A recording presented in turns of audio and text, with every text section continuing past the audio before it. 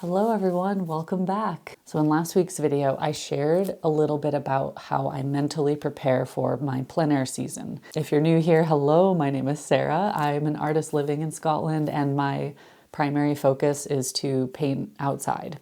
I paint landscapes mostly and I like to take you all on those adventures with me. And my plein air season pretty much kicks off every April. So if you missed last week's video, it's kind of a good place to start. But today I am going to be talking about all of my favorite supplies, basically my top 2 or 3 plein air kits that I take out with me the most often. If I end up seeing a lot of questions about something specific, I may end up making a follow-up video to this, but I'll try to cover everything. So maybe grab your favorite drink and hunker down for a video where I geek out about my favorite supplies.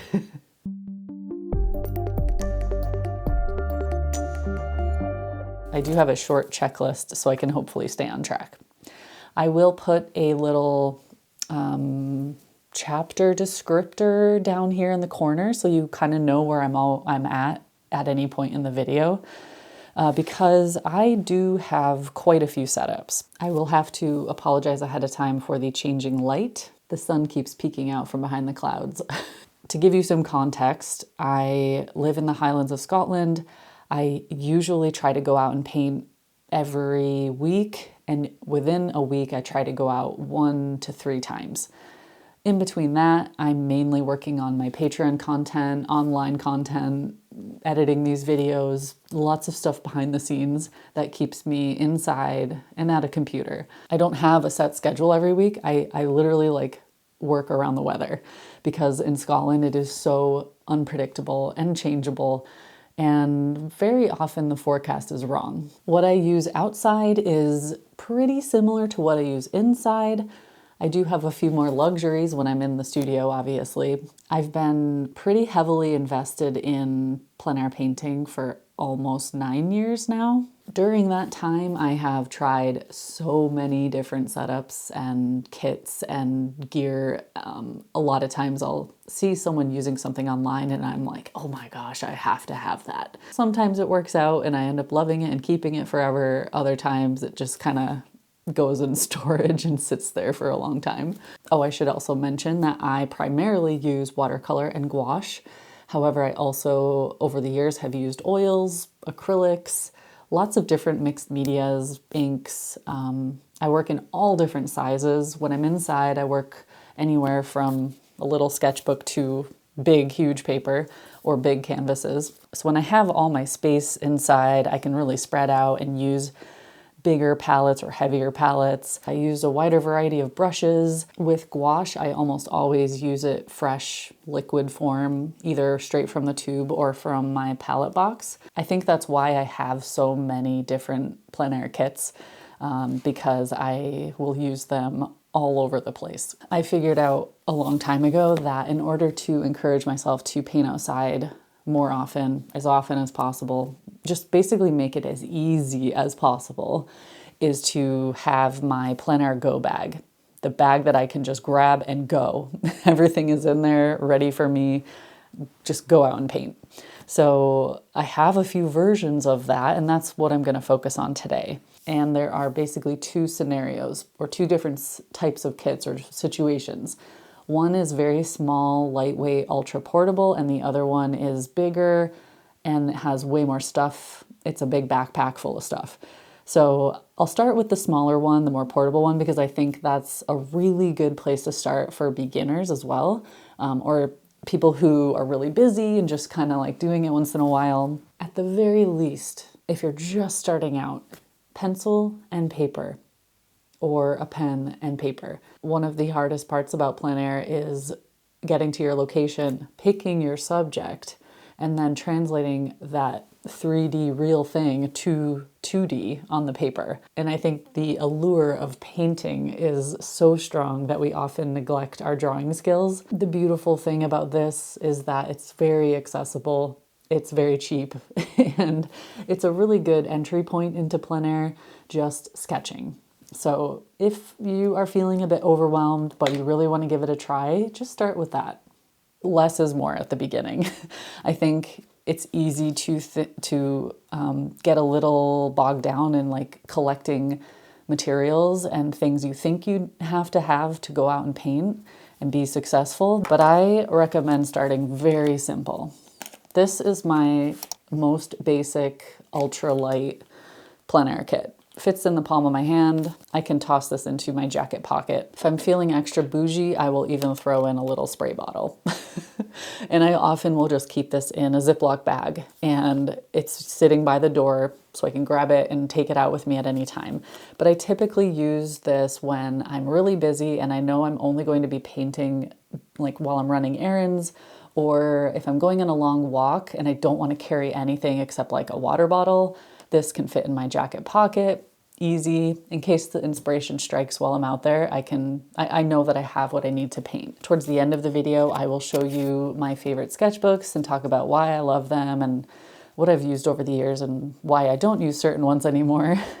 But for now, we'll stick to the kits. So aside from the ultra lightweight kit, I have a couple small portable kits. These two are kind of interchangeable.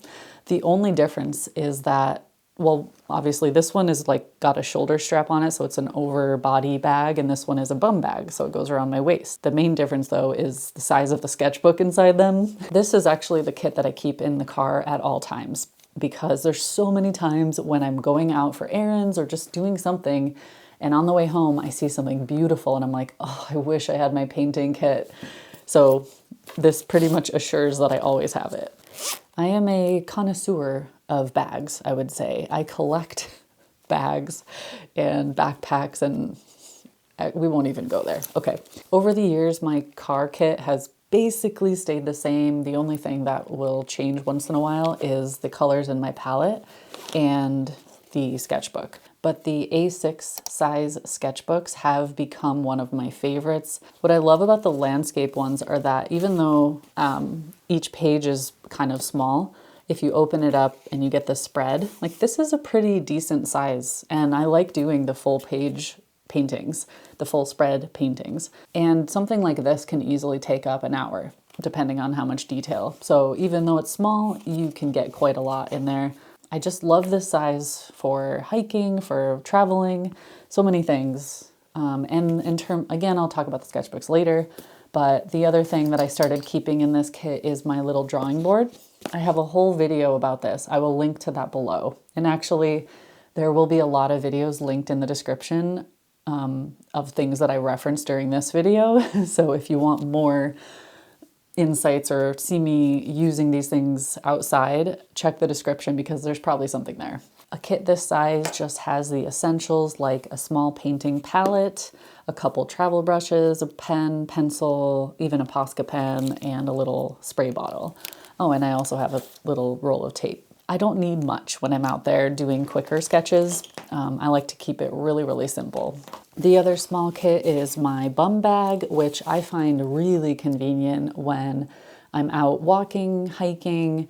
I just want to be hands-free. Maybe I'm already carrying some other stuff. I can even fit a small water bottle in here, so I'll put fresh water in this to paint with and then dump my paint water in here after. The outer zip pocket is where I keep like my personal stuff, wallet, sunglasses, whatever. But on the inside, we have two main things. We have the painting kit and the sketchbook. And again, I can fit a little bit of a larger sketchbook, which I love. This is one of my favorites lately. I've just always been a fan of square format, so I will often do little studies on one side and a bigger study on the other side. The painting kit is pretty simple still. I can actually fit my larger palette in here, but lately I've just been using a small one. I can fit a whole set of travel brushes in there. Sometimes I will even bring a small brush roll and use my normal size brushes. Travel brushes are fine usually. I love sketching with fountain pens. I have so many different fountain pens now. Maybe that could be a separate video. But this is the Sailor Fuda with the angled nib. Posca pen, pencil, spray bottle, and a couple paper towels or little, I like to use these little sponges. I wanted to mention that more often than not, I'm using a mechanical pencil, if I'm using a pencil at all outside, purely because I very often forget a pencil sharpener. So even though in the studio, I love using my big Blackwing pencils or some other fancy colored pencils, the amount of times I have forgotten a pencil sharpener outside and my pencil is very dull, it really annoys me. So mechanical pencil, you just can't go wrong because it's always sharp. And you just, if you run out of lead, you just click it. Pretty simple, right? Like it's nothing crazy, nothing fancy. Each of these kits obviously can be super customizable to what you need. They more or less stay the same over the course of a year. The main things that I change out sometimes are the palette with either watercolor or gouache and my fountain pen ink and the sketchbook itself. I have a little A5 sketchbook that I sometimes bring because that also fits in there. I think that covers my small portable ultralight kit setups. Let's quickly touch on palettes because this is important and it's gonna be in every kit. And again, I'm using watercolor and gouache mostly. 75% of the time I'm using dried palettes, meaning the paint, whether it's watercolor or gouache, is poured into a little pan and it sits inside the palette. These types of palettes where they come with little fold out painting trays and a little thumb hole, these are really good for when I want a bit more mixing space and maybe I have room wherever I'm sitting for a separate water cup. Because that's one of the things with watercolor and gouache is you have to sort of manage your space and your balance, maybe. The reason that I tend to use portable painters is because everything is self-contained. So it opens up, the water dishes are on the side and they kind of become a little stand. And then the palette opens. So you've got all of your paint and then mixing space on either side. The small version is also all self-contained. So you have the water cup and a little extra mixing space, obviously much smaller. The reason I love this type of palette is because I don't have to think about where my water cup is gonna go. I will very often just set this on my lap or on my thigh. It kind of like hangs over my thigh, or even just the ground next to me. But knowing that it's here, I'll usually put my brushes and utensils on one side and then this side is for the water. The smaller the palette, the less mixing space you have. So if that matters to you, obviously that's gonna dictate your decision and what palette to get. But I will say that over the years, as I've tried lots of different setups and leaning towards these that are a little bit more convenient, one thing I've noticed is that I have become a very economical mixer. By that I mean, I have learned out of need to mix in my small area.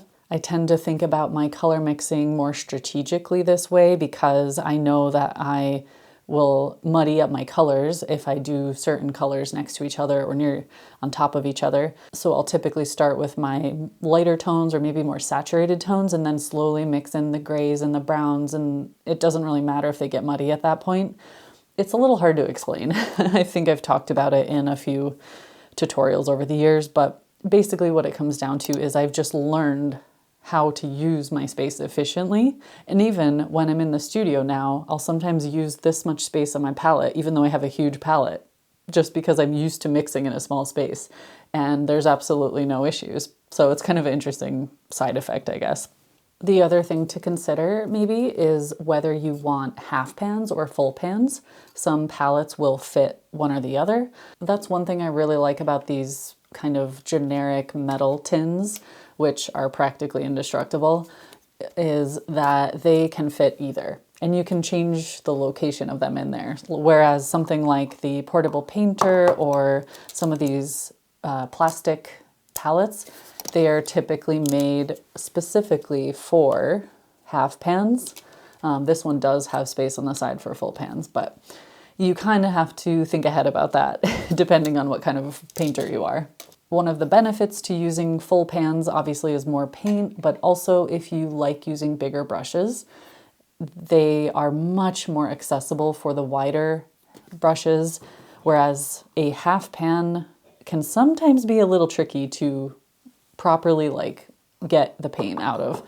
All of this is obviously so personal. I know many artists who use a huge variety of palettes depending on their mood. I'm the same. I have a lot of different setups, and because I've slowly accumulated these palettes over the years, it's kind of fun for me now because I can have specific uses for each one. Like this one is my favorite color palette, where these are almost all the colors I would use in the studio as well. Last year I made a video about my favorite watercolors, and everything in that video is still what I'm using, both in the studio and in my travel palettes. So if you're interested in why I chose these colors, what I love about them, and some very luxurious close-up swatching, make sure to watch that video. This one is just my Jackman's paint, so that's a specific brand made here in the UK. And this is actually watercolor and gouache. This one is my dried gouache palette.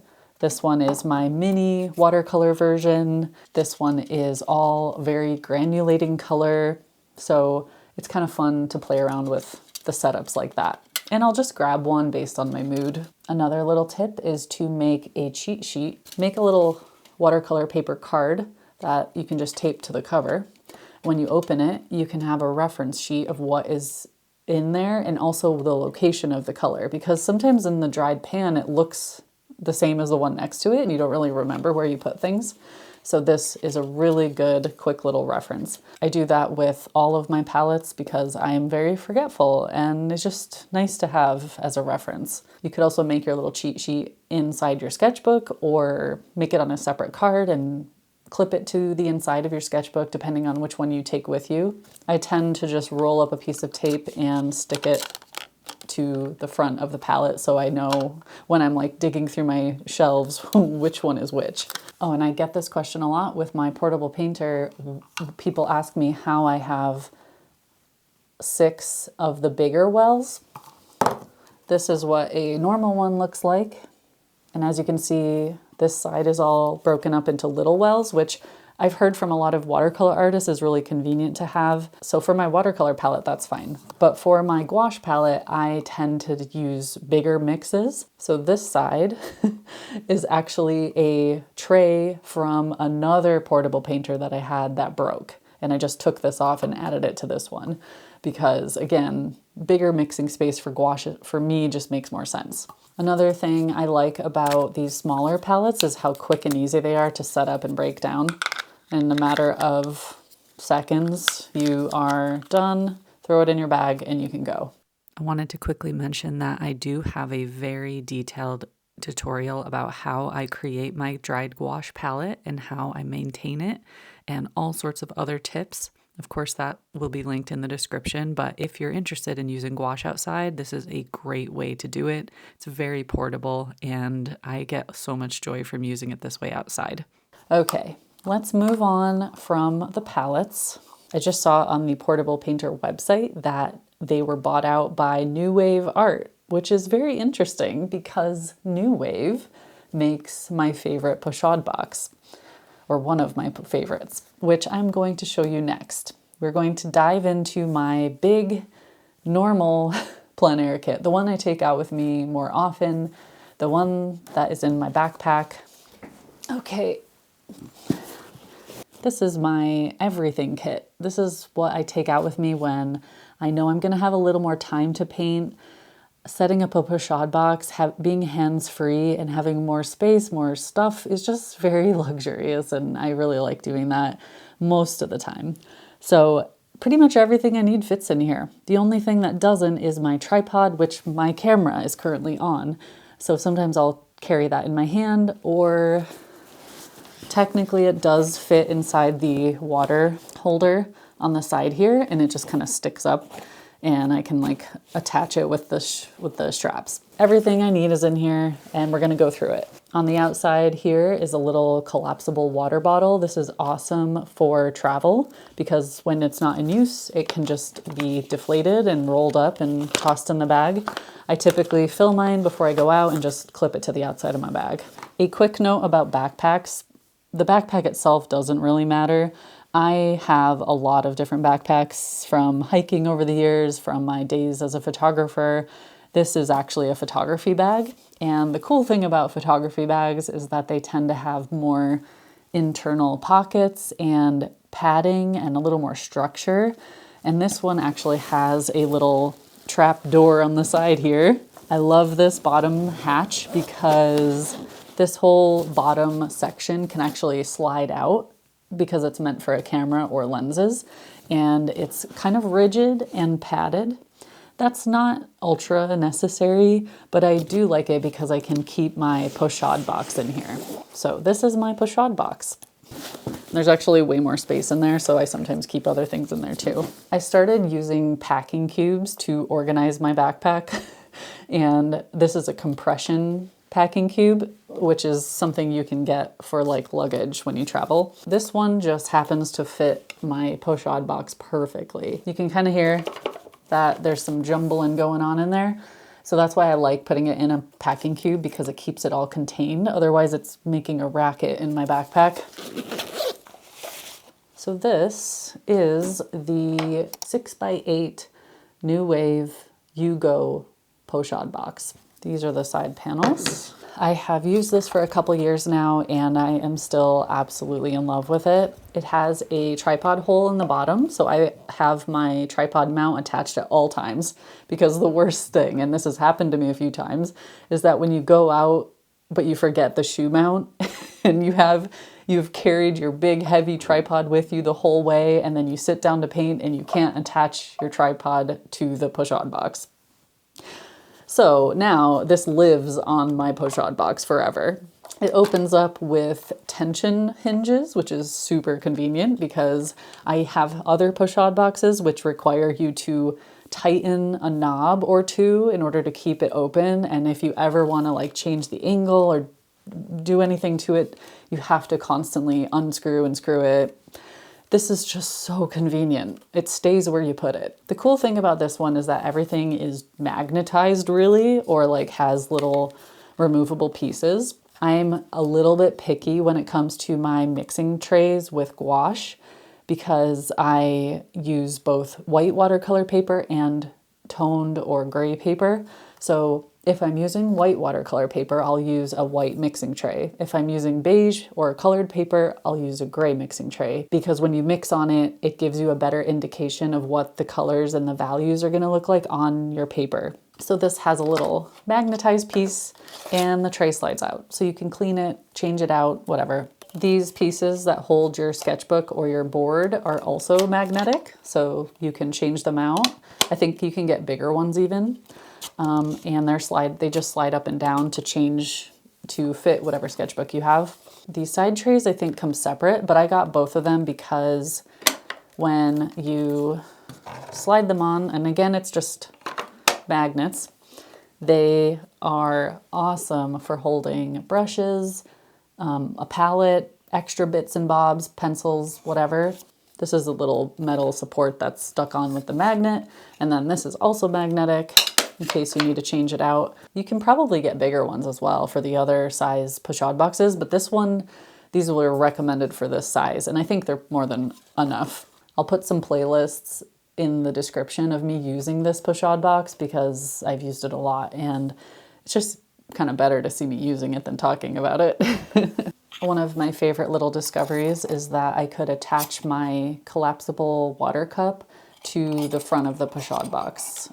And while I'm painting, well, this is on the tripod, obviously, hands-free again, and it's a little bit more secure. Even though it swings around in the wind sometimes, it's still more secure than if it was balanced on top of it. I've learned the hard way. I guess I'm a little clumsy and I tend to bump into things, and the amount of times I have bumped into my Pochade box and knocked my water cups and stuff off of it, I like this setup. And it's just a drawing board clip, which comes in handy for a lot of different uses. I honestly don't remember what cup this is. It doesn't have a name on it or anything, and it's so old.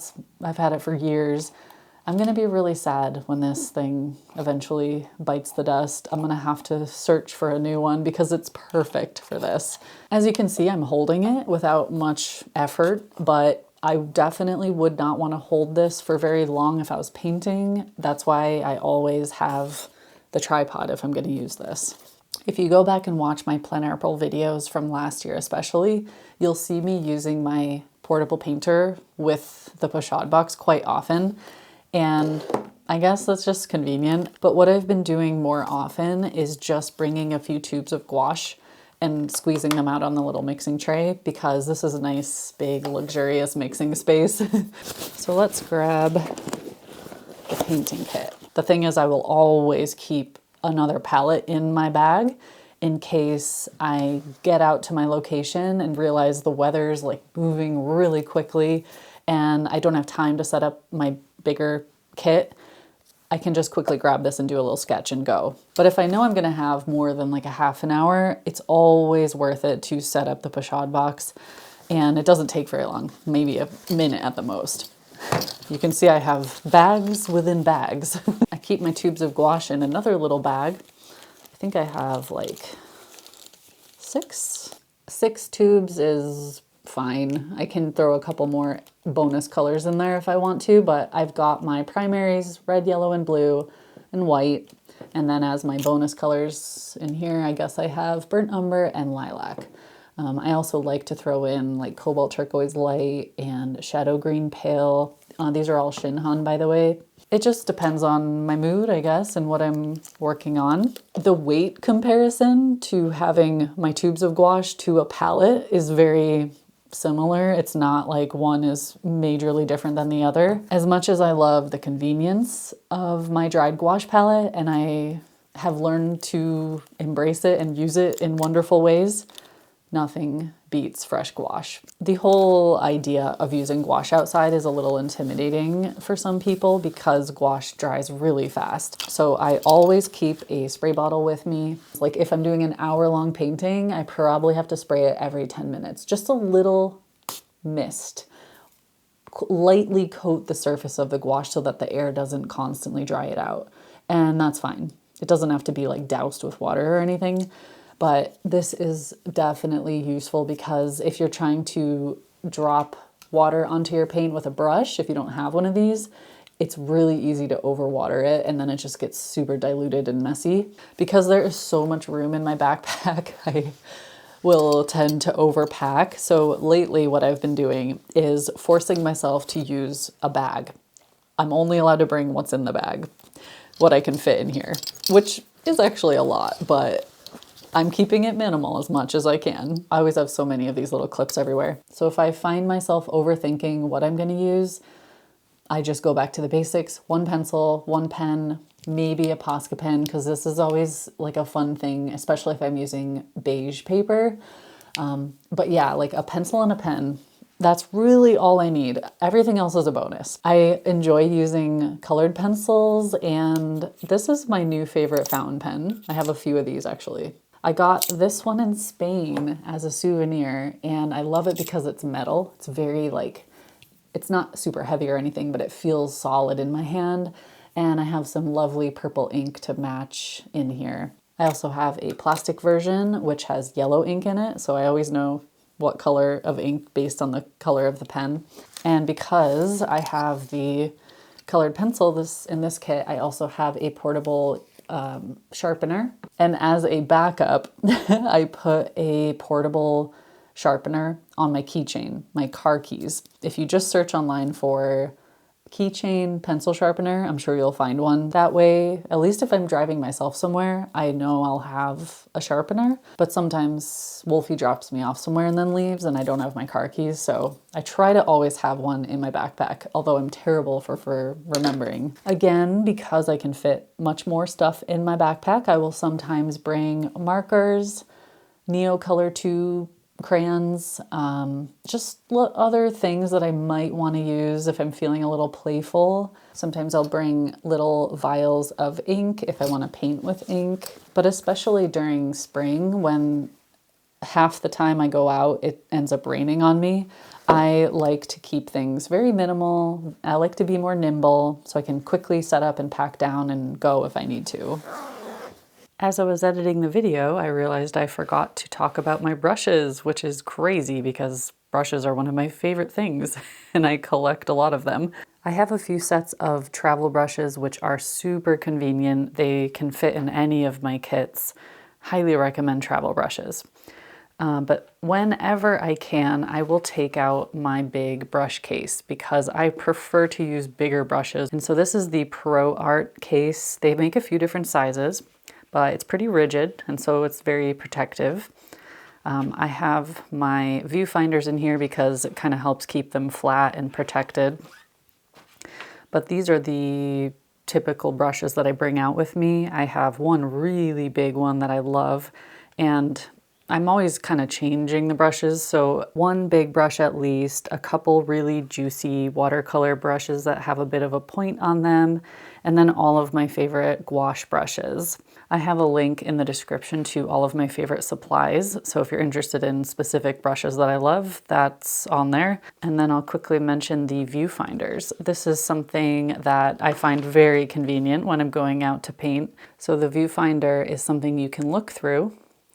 I've drawn on a rule of thirds grid, but I have a square format and a 4x6 format. These are probably my two most used ratios, or how I like to divide my paper. But when you're outside, you can look through the Viewfinder and it just sort of helps you narrow in on a composition. Maybe everything is a little bit chaotic out there, so this kind of helps break it up. The red acetate is a really nice little trick where if you're looking at something that's very colorful and you're getting a little confused by all the color, you can hold the red acetate in front of you and it reduces a lot of the color to more simplified values.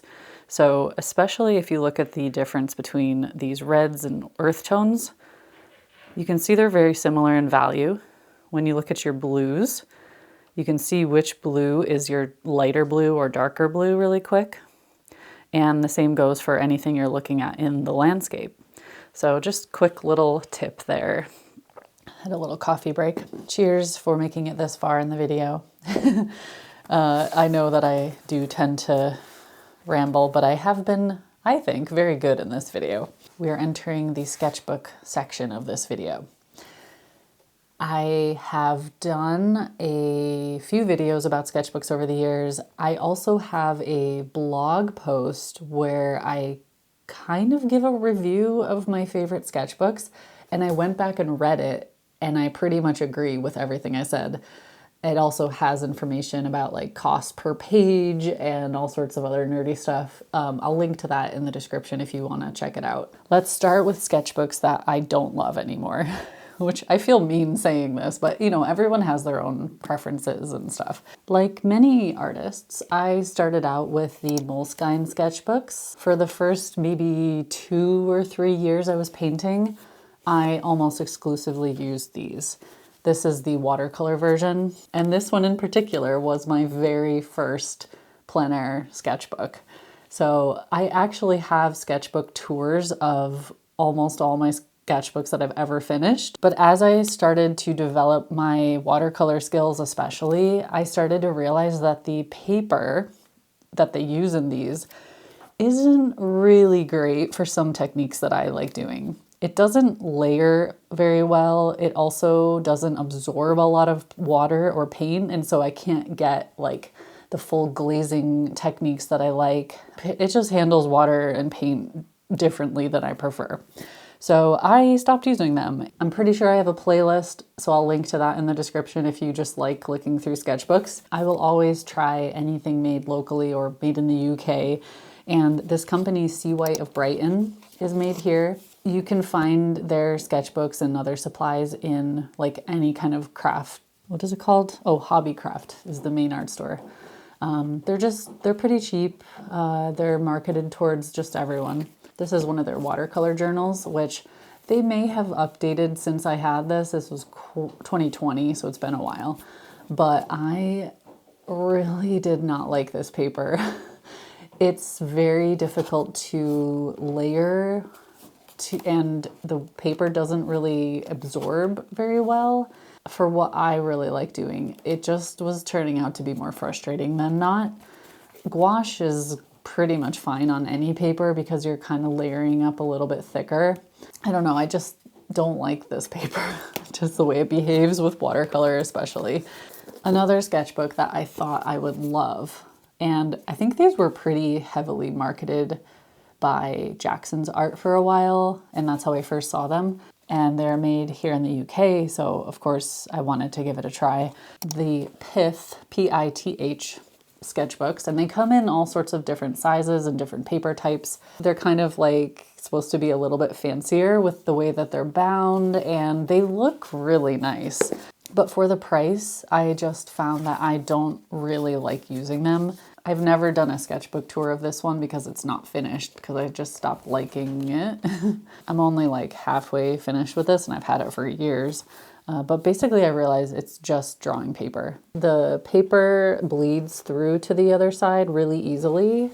And because I tend to use my drawing sketchbooks as like very mixed media, this is a watercolor spread, and yeah, it can accept water, but I remember having to flatten this quite a lot, and I really didn't like how the paint or the water just sort of pushed around on the surface. So for my uses, I just kind of lean away from these. For pencil sketching, it's fine.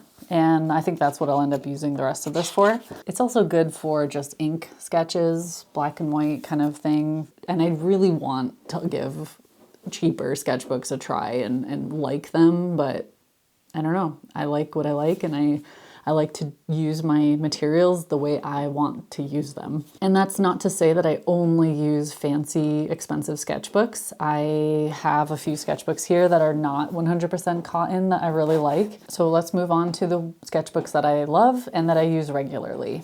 So although I didn't love the Sea White of Brighton watercolor sketchbook, I really like their drawing sketchbooks, especially the really cheap paperback version. And it's basically just drawing paper stapled together and bound. One thing I started doing last year is carrying a junk sketchbook with me. So something that's a little cheaper, just meant for drawing basically.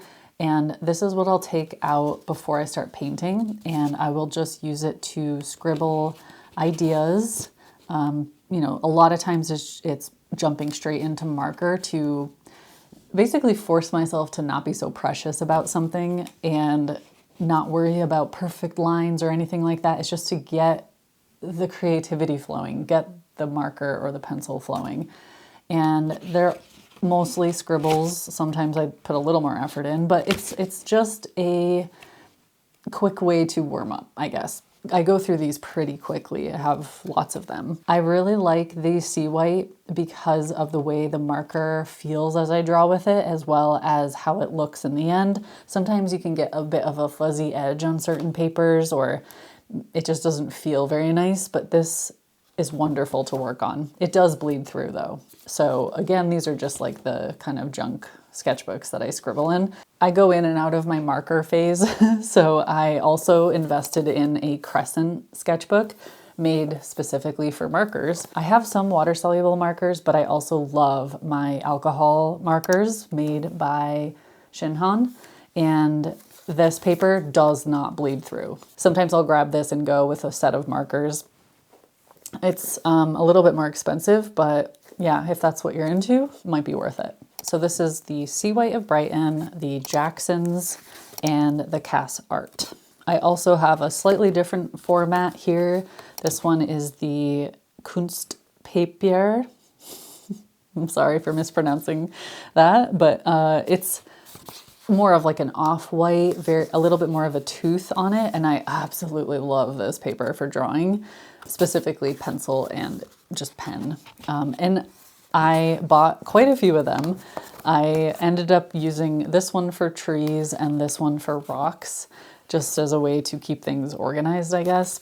And because they're so small and lightweight, I can bring a few of them with me. The Cass Art one is like a slightly warmer color white paper, but I didn't really love how the marker felt on this one, so I used it a little bit less. But between the Jacksons and the Sea White, I'm happy. They are both really affordable as well. I think I like the Jacksons a little bit better in terms of how the markers feel on the paper. I have tried like really watery ink and it's more or less fine. It does buckle the paper a little bit, but I can get pretty thick with my pen on this paper and it doesn't bleed through unless I'm going like layers and layers in. Now let's jump into the painting sketchbooks. How much time do we have left?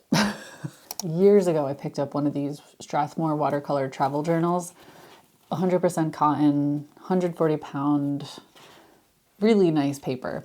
Just staple bound, soft cover, but I like that because it's really easy to fold it over. It's also very lightweight, but they're discontinued pretty much right after I fell in love with them. I think I have 2 large ones left and a few small ones, which someone kindly sent to me, but I kind of use them sparingly because I love them and I just want them to last a little longer. I really like taking these with me for international travel because they're so lightweight. You can easily toss a couple in your bag. We won't dwell on that because they're discontinued, unfortunately. A sketchbook that I absolutely have fallen in love with. Didn't expect this because the first time I tried the sketchbook, I was like, meh. But the more I use it, and now I have like 4 different sizes of it. It's the Hanamulla 100% cotton watercolor sketchbook. They are so enjoyable to paint on and for mixed media. Watercolor, gouache. You have probably seen me use these in a few different videos, both plein air and in the studio. This one is the large square version, which I love a square format. But especially when you open it up and you get this beautiful full landscape spread, it's so much fun to paint across both pages. What I love about this paper is that it's cold press, which has a little bit of texture, but it's smooth enough so that a fountain pen doesn't catch on this texture. I'm always switching between different types of pens and markers, and everything I throw at this paper, it handles beautifully. It also does fine with super, super wet washes, which I love doing when I want things to bleed and flow together. So I can't give this sketchbook enough praise. I feel a little silly, but every time I find a sketchbook that I love now, I just buy a bunch of them because I'm scared they're gonna get discontinued. Or suddenly like import costs are gonna go crazy. They make a few different types of sketchbooks, ones that aren't necessarily 100% cotton. That reminds me, the sketchbook that's in the small kit, this one is also made by Hanamulla, and they make this gray sketchbook. It's called a gray watercolor book. They also have a beige version, but even though it's gray, it still is pretty light, so you can do watercolor on it, gouache. I like how the paper is slightly tinted gray because then it makes white or lighter colors really like pop off the page. Even though it's not 100% cotton, it handles water beautifully. This is a page which has a few different layers on it. Very, very wet painting, and the paper didn't buckle, so I was very pleasantly surprised.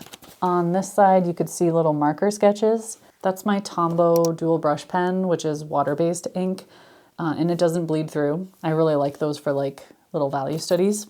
These are the sketchbooks that I have started recommending to workshop attendees, just because I personally love them and use them at the workshops. The other brand that I love, which also is not 100% cotton, Stillman and Byrne make tons of different sketchbooks. I think they have several series, and I have tried all of them. My favorites are the Nova series, which are the beige paper. The beige paper is so much fun for gouache because if you use lighter colors, it really just comes alive. It pops off the page. It just looks so good. And I also really like the smoothness of this paper. It absorbs a fair bit of water, so I can layer. I don't use watercolor on it though because it's beige. I tend to stick with gouache or drawing because I really love marker, especially if I add little highlights with my Posca pen. I have like phases where I only want to use beige paper and then I'll go months without using it. I don't know, I just kind of come and go from the sketchbook, but I love I love the paperback cover because it's very portable and lightweight, and you can completely fold it over on itself, so it's like a little more portable if you're out there sketching. It comes in a couple different sizes. I have a big size and a small travel size. The other one I really like is Beta series because it's a bit thicker paper and it's bright white. This is a little watercolor sketch. Then we have a gouache, and you can see the paper is not buckled at all. It is super flat. It is just really high quality, thick paper. I love it for drawing as well because it has a tiny bit of tooth, but not, like the pen just glides across the surface. So you can see some like watercolor, and ink is really nice on this one. I love this size too because it fits in all my little kits. And then the other series I use all the time is the Alpha series. The Alpha series paper is slightly thinner than the Beta, but it still handles water just fine. This is my sketchbook that I use more often for studio stuff. Like before I sit down to do a bigger painting, I will throw some ideas in here and just scribble and play. I have used it a few times for tutorials, but mostly it's like my thinking sketchbook. I have a couple different sizes of this one, but what I love about these are the spiral. Means you can just fold it over on itself really easily, and it becomes much more portable. So even if I'm using the bigger A4 size, I can fold it over and sit outside and sketch comfortably. So the Alpha has kind of become my favorite mixed media, aside from the beige paper, the Nova. I love this one for marker, ink, watercolor, gouache, everything. Just love it. Love the feel of it gliding across the paper. I love drawing in this sketchbook, even just pencil. It just feels good on the paper. And then if you're feeling a little bit fancier and you want to spoil yourself, there are plenty of expensive sketchbooks out there with 100% cotton, thick, luxurious watercolor paper. I probably don't even need to say this, but literally everything by Etcher is wonderful. I have tried all of their sketchbooks. I think I have quite a few Etcher sketchbooks viewable in my sketchbook tours. If you want to see like finished pieces and studies, you can go watch those. But lately I have been buying the limited edition versions that they put out. Not only are they pretty, but they are really nice paper. It's just, again, luxury to paint on. I feel like their limited editions that they put out are really good for artist gifts. So if you know someone who loves to paint, or if you have a significant other who struggles to get you a gift, point them towards this website because it is pricey, but if someone buys it for you as a gift, like these were gifts. It's just like so wonderful to use these sketchbooks. I think one of the things beginners tend to do is use cheaper, less expensive paper, of course, because they're just trying to see if they like it. They maybe don't want to invest too much until they're good. But the problem with that is that it's really, really hard to do specific techniques on cheaper paper, like lower grade paper. So there's, you know, the cheaper cellulose paper can be great for some things, but for other things it doesn't do well. And if you're trying to advance your skills, you can only get so far with that kind of paper. So once you realize that and you start using the nicer papers, it's really hard to go back. Because this is my job and I do it so often, I have learned that over and over again. If I love a paper, I just need to use that paper. Something that helps me get over this fear of expensive paper is to break down the cost per page in a sketchbook. When you do that, you realize it's like less than $1 usually per page. Even if the page is $1 or $2, that's still so cheap for the amount of joy you get out of painting on it. You can waste way more money than that at the coffee shop or the clothing store or other places that you spend money. I got a few questions about watercolor paper in particular, if it lasts or have I ever experienced paper going bad, paper going off. And I personally haven't experienced it, but I know artists who have. Sizing is how the paper is finished. It's usually applied over the surface of the paper. Some companies use animal byproducts for their sizing, other companies don't. I've heard that people who have older packs of like Arches watercolor paper, different batches of it have gone bad over the years. So I've lucked out because I have paper that's 6 years old that I still use and it's fine. But I think it might also depend on how you store it, or if it ever went through like extreme temperature fluctuations or humidity fluctuations over its lifetime, that can maybe contribute to it going bad. And you'll know it's bad because it will sometimes smell, or it will be very splotchy when you're painting on it. Basically, the sizing is what gives it a nice even surface, and it absorbs the paint and the water evenly. So if it goes bad, it's going to reject the paint, or the paint will absorb all the way through the watercolor paper. So you'll see like weird splotches on the back side of it as well. And I guess it just depends on, again, how it was transported, how it was stored over its lifetime. I have always stored my watercolor paper upright, wrapped in its original plastic in a dark area of the office. Usually my office or studio is not like fluctuating too much in temperature or humidity, so that obviously is going to help. There are actually watercolor techniques where you remove the sizing from a piece of paper purposefully to do certain things, and you can also resize paper. So depending on the quality of the paper, it can handle resizing, and that means if you do come across a batch that's gone bad, you can maybe wash off the sizing and then reapply your own. It just depends, I guess, on the situation. I have tried to be very good and not go over the top with sketchbook stuff, but if you have any other questions, please leave that in the comments. If I get enough questions about anything in particular, I will maybe do a follow-up video again. Yeah, there may be more videos about supplies in the future, but I feel like I've covered it so much over the years, and either here on YouTube or in my blog posts. So I'm going to do some digging and put as much information in the description of this video as I can find about things I've posted before, video demonstrations, stuff like that. So you can like go down the rabbit hole as much as you want. My throat is very sore from talking now. So I am going to start editing this video, I guess. This Sunday, my plein air painting group is meeting up. So I am going to figure out what kit I'm going to bring with me. As a reminder, I do have lots of tutorials available on Patreon or Skillshare. I'll put information about that in the description too. And I also teach international workshops sometimes. If you're interested in joining one of those in the future, make sure to sign up for my newsletter. You'll get to hear about it first before I announce it publicly.